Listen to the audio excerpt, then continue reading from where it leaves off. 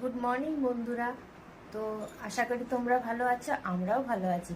আজ হলো বৃহস্পতিবার, এখন বাজে এই যে 7:40। মেয়ে টিউশন গেছে, উঠেছি অনেকক্ষণ। হ্যাঁ, তারপর একটু বসেছিলাম, অনেকক্ষণই প্রায় বসেছিলাম, আধ ঘন্টা মতন, ভালো লাগছিল না। তারপর মুখটুক ধুয়ে ফ্রেশ হয়েছি।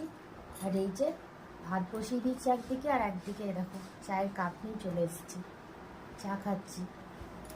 এরপর সমস্ত কাজকর্মে হাত দেবো, মানে এখন সবজি কাটবো। মাছটা ফ্রিজ থেকে বের করেছি, বরফ কাটাবার জন্য জল দিয়ে ভিজিয়ে রেখেছি। এখন চলো কাজ সারতে থাকি এক এক করে। দেখো, এখানে আমি টিফিনের জন্য চিড়ে ভাজা বানিয়েছি, মানে ওর বাবার স্কুল আছে, মেয়ের তো ছুটি আছে। আর এখানে পটল, গাজর, আলু দিয়ে মাছের ঝোল, ভাত পুকুর দিয়ে দিয়েছি। আর এখানে আমি করছি ঝিঙে আর আলু পেঁয়াজ দিয়ে তরকারি।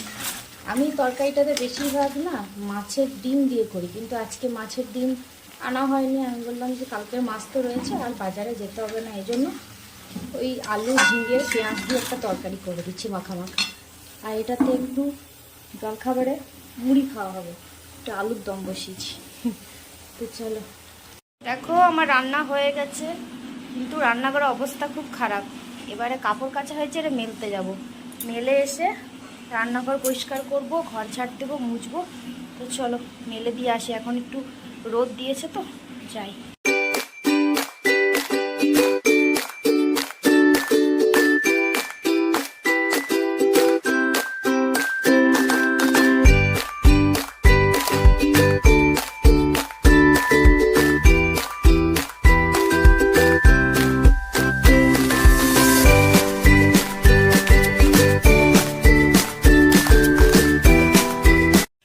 ছেলে ঘুম থেকে উঠে গেছে, আমি ঝাড় দিচ্ছিলাম তখনই উঠে গেছে।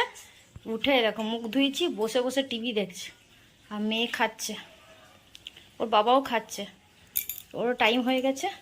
তা আমি এর মধ্যে রান্নাঘরটা পরিষ্কার করে নিই, ততক্ষণে ছেলের একটু ঘুম ভেঙে মুড ঠিক হোক। মুড এখন ঠিক নেই, যে কোনো খাবার নিয়ে গেলে এখন ছুঁড়ে ফেলে দেবে। তাহলে ও একটু মুড টিভি দেখে ঠিক করে নে, ততক্ষণে আমি রান্নাঘর পরিষ্কার করে নিই, তারপর দেখছি কি খাওয়ানো যায়। চলো এক এক করে কাজ সেরে নিই। এভাবে পরপর যদি কাজগুলো আমি না সারতে থাকি তাহলে আমার অনেক লেট হয়ে যায়। এই জন্য আমি এক মিনিটও না বসে পরপর করে কাজগুলো করতে থাকি। আবার শুয়ে পড়েছে।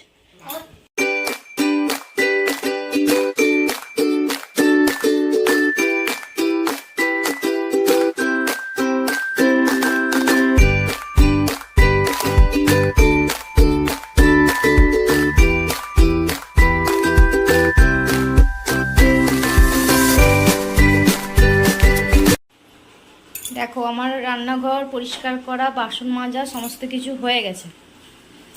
এবারে আমি ঘরটা মুছে নেব, তারপর নিজের খাওয়ার কোনো টাইম হয় না গো। তারপর যা কিছু দেখি মুখের মধ্যে গুজে দেবো। চলো, মেঘ করেছে, আবার ছাদে জামা কাপড় মেলে এসছি।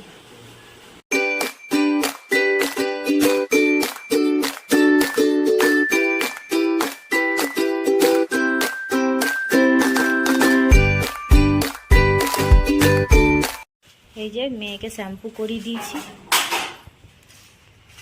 শ্যাম্পু করেছে, ভালো রোদ দিয়েছে। হ্যাঁ, মামা বাড়ি যাচ্ছে, ছেলেও গেছে বাবার সাথে, দাদু এসেছিল নিয়ে গেছে। এই যে মেয়ে যাচ্ছে। এবারে আমি চান করব, ছাদে কাপড় মেলা আছে, দেখি চানটা করে নিই। তো এই দেখো, এখন বাজে 11:15, আমার চান হয়ে গেছে। মেয়ে তো গেল দেখলে, তারপর আমি চান করলাম। ছাদে গেছিলাম, অনেক জামা কাপড় শুকনো হয়ে গেছে, ভাঁজ করে নিলাম। আবার এখন কিছু কেচে মেলে এলাম। তো কদিন না মায়ের ওদিকে যাওয়াই হয়নি, বিশেষ করে একবার মেঘ করছে একবার রোদ দিচ্ছে, এই জন্যই যাওয়া হয়নি। তো আজকে দেখছি একই রকম রোদটা দিয়েছে, এই জন্য আর ভয় নেই। মেঘ ধরলে তখন চলে আসবো। আর ছেলে চলে গেছে, যেতে হবে ওখানে, চান করাতে হবে ওকে। তো একবার একটু থাকবো, তারপর চলে আসবো। তো চলো যাই। তো আমি সকাল থেকে তোমাদের সঙ্গে ভিডিওটা আমি অন্যরকমভাবে শুরু করেছিলাম। আসলে তখন আমি বুঝতে পারিনি যে আজকে একটা এরকম ঘটনা ঘটবে বা এরকম একটা দুঃসংবাদ শুনতে পাবো। 12টার দিকে আমাদের একটা খবর আসে, সেটা খুবই দুঃখজনক। সেটা হলো আমার দিদা আজকে গত হয়েছেন 12:30টার দিকে। তো এই খবরটা পাওয়ার পর আমরা সবাই তড়িঘড়ি করে বেরিয়ে পড়েছি। এখন আমার রাস্তায় আমরা যাচ্ছি, আমাদের এখনও যেতে 4 ঘন্টা লাগবে, মানে রাত হয়ে যাবে পৌঁছাতে। তো ভিডিওটা এই জন্য আমি আর কন্টিনিউ করতে পারছি না, ভিডিওটা আমাকে এখানেই শেষ করতে হচ্ছে। সবাই সুস্থ থেকো, সাবধানে থেকো। আমার নেক্সট ভিডিও আমি নেক্সট দিন সম্ভব হলে আমি দেব, চেষ্টা করব দেওয়ার আসলে। তো ভিডিওটা আমি এখানেই রাখছি, টাটা।